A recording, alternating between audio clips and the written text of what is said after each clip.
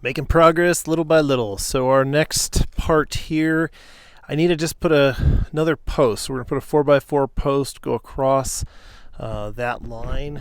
I kind of filled it in with some junk pieces, but we're just gonna put a post and that'll work and pretty much finish off the north wall. On the east wall, part of the issue is putting in the transom window. That is square. It's hard to put that on a slant, even though we have this wall higher than the other wall because we want the roof to slope that way. So what that leaves us is kind of an approximation here.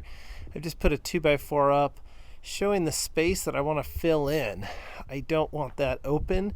So I think the plan's going to be put some small pieces, fill up those posts, make them a little bit bigger, tie that down, and then fill this in with some other materials. Let's try to get that wall filled in. We'll see how it looks. And then on our south wall, the last thing we have to do is our transom window. So we have that transom window and the post cut there.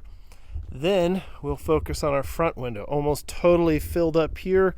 Have one more to cap off, and that one's ready to go. I just need to put a window in. And once we get the roof, those lines done, these two windows, boom, boom, then the door. Oh my, that's gonna be painful, but we'll get it done. We have cut all the little pieces to fill in these spaces. So 1, 2, 3, 4 there. We got a little joint to continue on that piece. We now have a small piece. We have a big block and then a couple wedges and just some scrap wood I found around.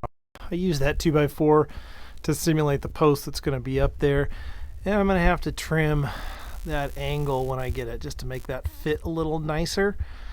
So now that we have all this, next part, I'm just going to zap them all into place. They're all dry fitted, and I'll catch you back at that point. Sweet. Those little pieces are all screwed in, and we kind of tapped them into the side pieces here and attached them all over. There are gaps here, again, spray foaming and that and that. Now setting the beam on top of that, we had to cut this piece at a little bit of an angle so it'll fit a little more flush, and we're going to do the same on the other side. Remember, this beam is slanting just a teens up because this one had to be flat. We're going to have a 2x6 going across on either side, so that will adapt for the roof, and then we'll close in the gap area. But this beam will help tie the east side to the north side and the south side. Let's go ahead and install that.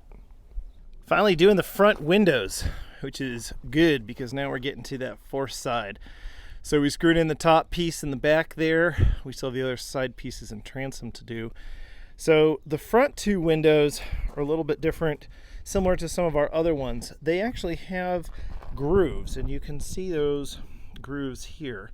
Now these grooves would be, I wanted to fill with some wood, otherwise I'm gonna have to like spray foam them, but they'd have this just one piece, which would just be kind of weird to deal with. So I cut some pieces of wood to kind of just fill it bulky wise, and then because these have the inside screw, we're able to screw through this piece of wood, which is holding it. So they're pre-drilled, our screws have them ready to go.